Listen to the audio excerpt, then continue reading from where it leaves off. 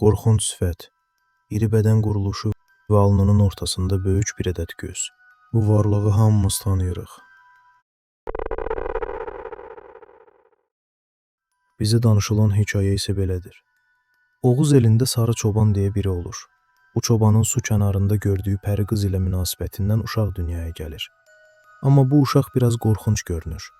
Alışılmadıq bədən quruluşu, ən əsas da tək bir gözü olmasına görə.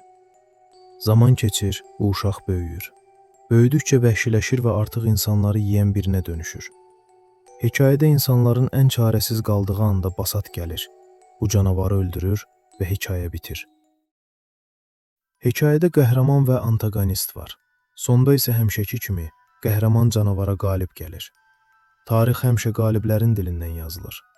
Dədə Qorqud dastanında da bizə həmişə Basatın qəhrəmanlığı, Təpəgözün isə vəhşiliyi danışılıb.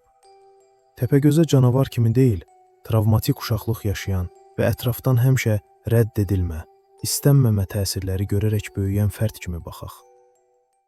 Təcavüz, istənilməmə, tanrı kompleksi və ölüm. Hazırsızsa, Basat və Təpəgöz hekayəsinə yenidən qaydaq. Təcavüz. Hekayənin başında Sarı Çoban yaylaqda qoyunlarını otarır. Yaxınlıqdakı bulaqda pərilər uçur.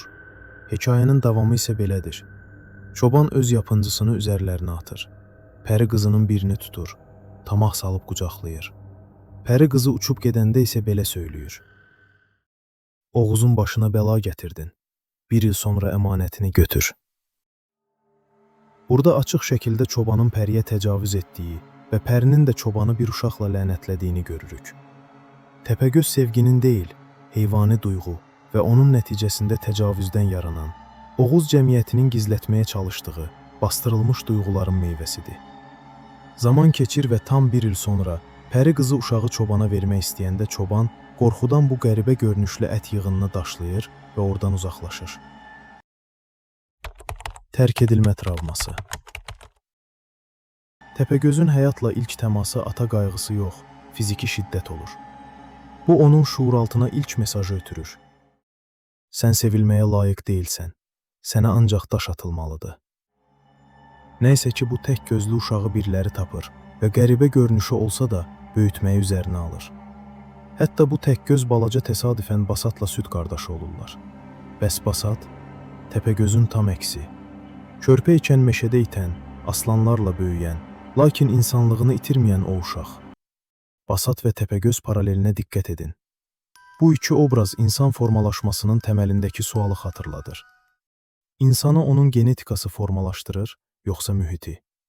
Bura çox önəmlidir. Təpəgöz meşədə yox, insanların evində, isti ocaqda böyüyür. Basatla eyni ananın südünü içir. Amma cəmiyyət. Cəmiyyət fərqli olanı sevmir.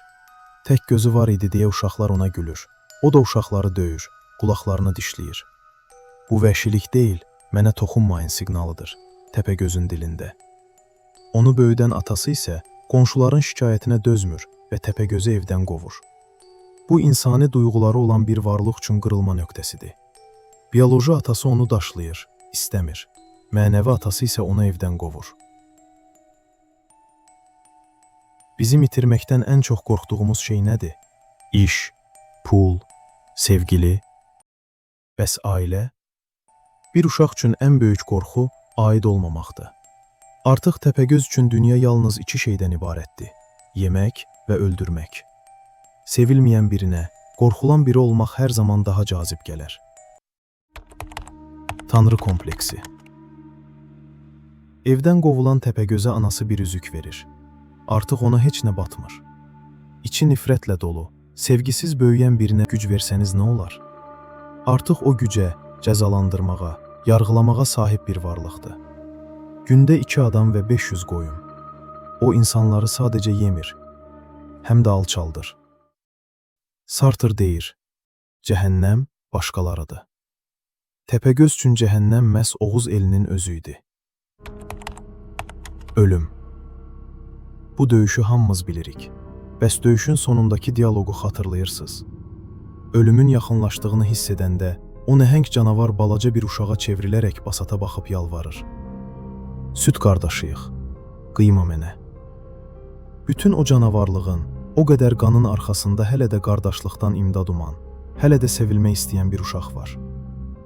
Amma Basat burada soyuqqanlı bir icraçıdır.